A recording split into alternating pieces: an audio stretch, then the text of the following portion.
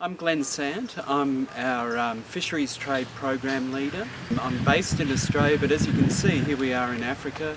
It represents, if you like, the diversity across our program, not just in terms of the different types of taxa and different issues we work on, but also geographically. And if you look at the globe as a whole, one of the things that I think is so important and so interesting about our work on fisheries is that the ocean is an enormous part of the globe, and it's one of the most least managed parts of our globe.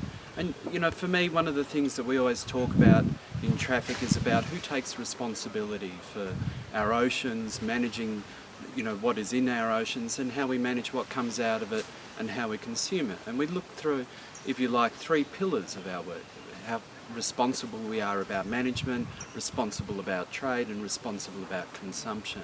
And to me, it's fascinating looking at, what are the tools that allow us to see where we need to focus our work in terms of making a difference across all of responsibility across the world. It's talking with governments about, ensuring that they take on their responsibility and do what they've said they'll do.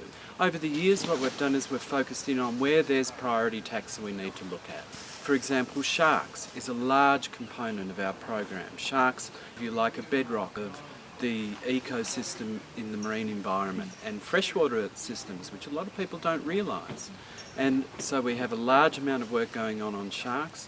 It's looking at from the catching sector, the trade sector, right through to the consumption sector. For example, in Asia, looking at where fin from sharks, gill plates from manta rays are being consumed, where they're sourced from. Why is there a risk? Looking at how we can make a difference with that. For over 20 years now I've been with traffic, and I can tell you now that's what we've focused on, things like sharks. We were one of the first to do a global review of trade in shark products. We were one of the first to look at how do you demonstrate where there's a risk that you're importing species that are at a risk of overexploitation. This is a key thing, and we've stuck to that, and we've become very good at it, and we're recognised internationally in terms of being asked to come into those expert discussions about what are the key things we need to do and what do we need to do that. I think one of the mistakes that people look at when they see fisheries and fisheries in decline is not thinking about how elastic some of those fisheries really are, and quite often a lot of the graphs we see are based on very poor information.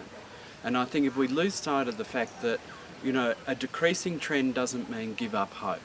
What it means is you look at those ones that are in decreasing stock status or whatever it might be, and you look to stop that decline and increase so that you get a recovery. The other thing is and one thing we don't lose sight of, is looking at what are the species that need to have constraints put on their catch now so they don't decline.